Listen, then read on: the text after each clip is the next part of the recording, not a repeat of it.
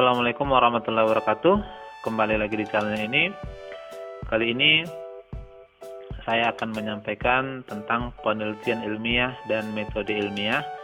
Ini merupakan materi pengantar semua mata pelajaran tingkat SMA.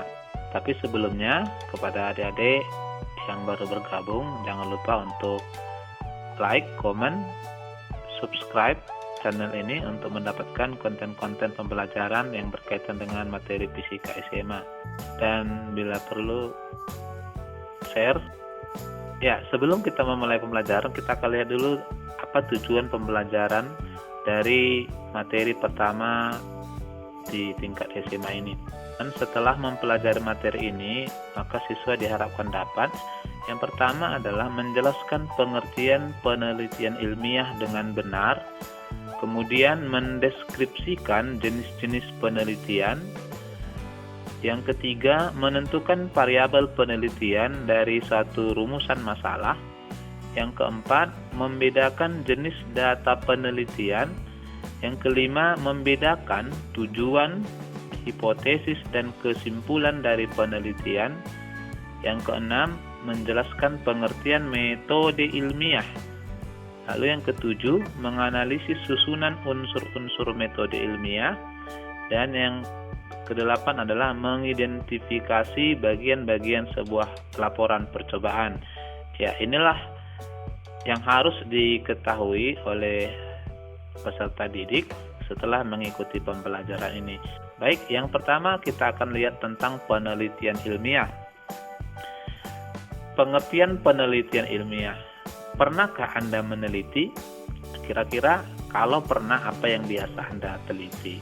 Lalu, apa yang dimaksud dengan meneliti? Nah, sesungguhnya meneliti adalah kegiatan mencari tahu atas sebuah pertanyaan atau masalah. Setiap orang pasti mengalami masalah, maka ketika dia mencari masalah itu, jawaban atas masalah itu, maka sesungguhnya dalam konteks ini yang bersangkutan sudah melakukan penelitian sederhana. Nah, secara umum, penelitian atau riset atau research didefinisikan sebagai suatu tindakan atau kegiatan mencari hal-hal baru atau membuktikan hal yang sudah pernah ditemukan dengan menggunakan langkah-langkah yang sistematis atau berurutan. Nah, di sini ada dua kegiatan. Penelitian bisa dilaksanakan untuk mencari hal-hal baru atau bisa juga membuktikan hal yang sudah pernah ditemukan. Jadi di sini prinsipnya adalah meneliti kembali.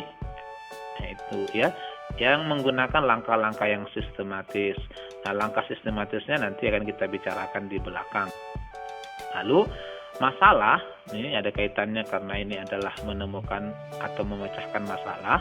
Masalah adalah sesuatu yang akan diteliti atau dicari pemecahannya. Oke, contoh nih, bagaimanakah pengaruh sarapan pada pagi hari terhadap konsentrasi belajar siswa? Nah, untuk menjawab pertanyaan ini tentu saja harus diteliti. Apakah ada pengaruh siswa yang sarapan pagi hari dengan konsentrasi belajarnya dengan siswa yang tidak sarapan? Nah, itu harus diteliti. Oke.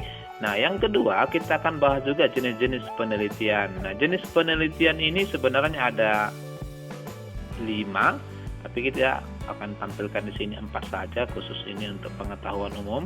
Yang pertama adalah penelitian berbentuk eksperimen atau percobaan.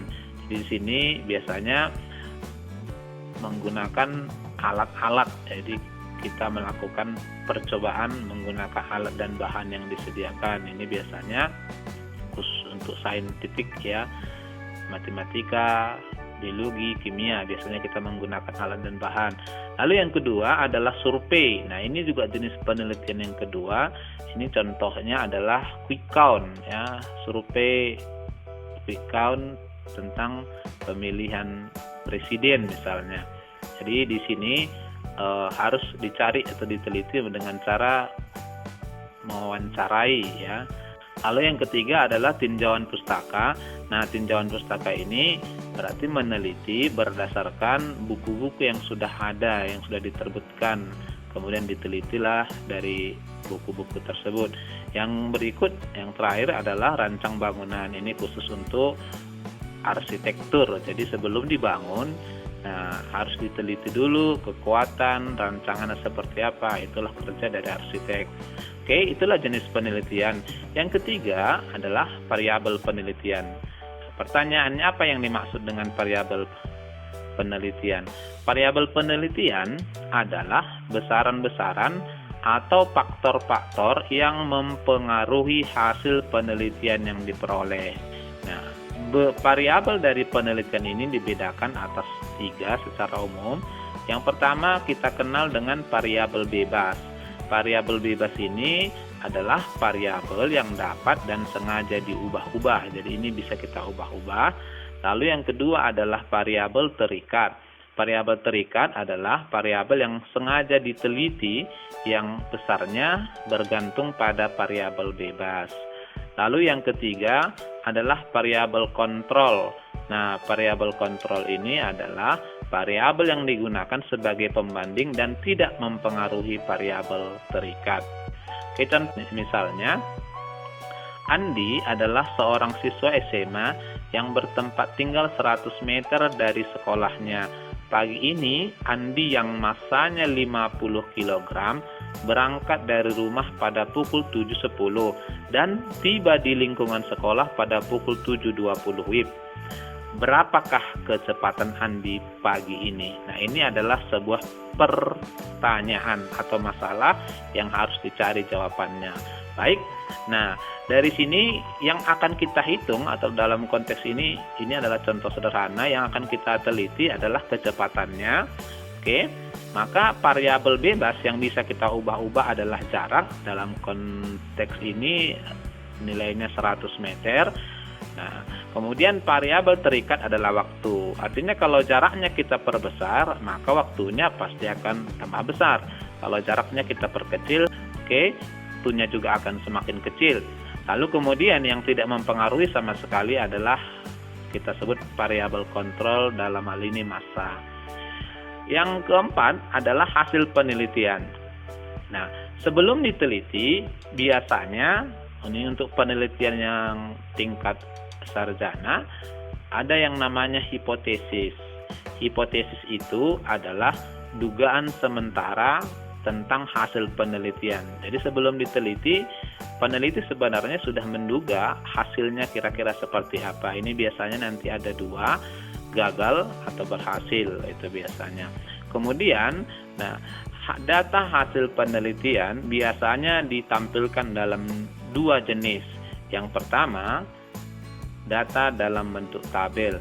Bicara data itu adalah semua informasi yang didapatkan dari hasil penelitian. Nah, tentu saja untuk bentuk tabel ini adik-adik sekalian sudah pernah sering lihat ya.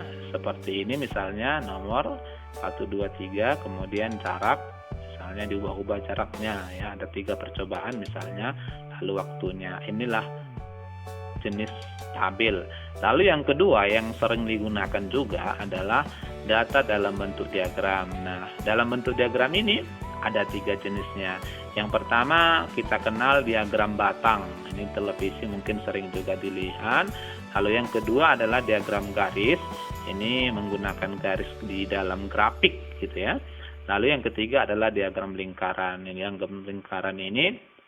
diagram lingkaran ini sering juga dipergunakan pada quick count, hitung cepat gitu ya.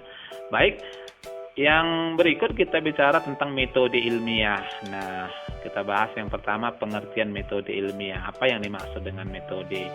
Metode adalah cara, langkah. Jadi, metode ilmiah diartikan sebagai cara atau langkah-langkah sistematis atau berurutan yang sudah disepakati dan diakui dunia internasional tentang penelitian. Jadi ada langkah-langkah yang berurutan yang harus diikuti gitu ya, yang mana sudah diakui oleh dunia internasional. Tidak boleh langkahnya ini dilalui ya, jadi harus berurutan. Oke. Lalu apa unsur-unsur metode ilmiahnya? Nah, unsur-unsur metode ilmiahnya ini kita bicara secara umum dulu.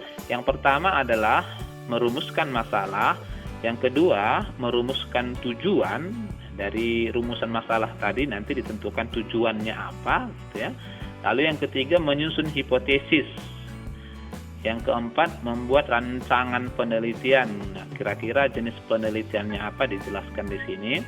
Kemudian yang kelima melaksanakan penelitian. Nah, dilakukan penelitian, diambil datanya. Setelah itu yang keenam mengolah data. Semua informasi yang didapat kemudian diolah. Lalu setelah itu yang ketujuh menarik kesimpulan. Diambillah kesimpulan dari situ. Jadi kesimpulan ini adalah jawaban akhir dari sebuah penelitian. Lalu yang terakhir perlu dilampirkan juga adalah susunan daftar pustakanya. Hanya saja untuk tingkat SMA, terutamanya untuk bidang studi IPA, kita akan mempergunakan bentuk yang lebih sederhana, dan ini nanti tentu saja akan kamu pergunakan juga di perguruan tinggi. Mungkin bahasanya menggunakan istilah mini riset. Yang pertama adalah judul percobaan, ya, apa judul percobaannya. Lalu yang kedua tujuan percobaan, mau mencari apa gitu ya di dalam melaksanakan percobaannya. Lalu yang ketiga tinjauan pustaka. Tinjauan pustaka ini atau tinjauan teoritis sering juga disebut, berisi tentang konsep-konsep, prinsip, hukum yang diperlukan, teori-teori yang diperlukan berkaitan dengan apa yang diteliti. Lalu yang keempat adalah alat dan bahan.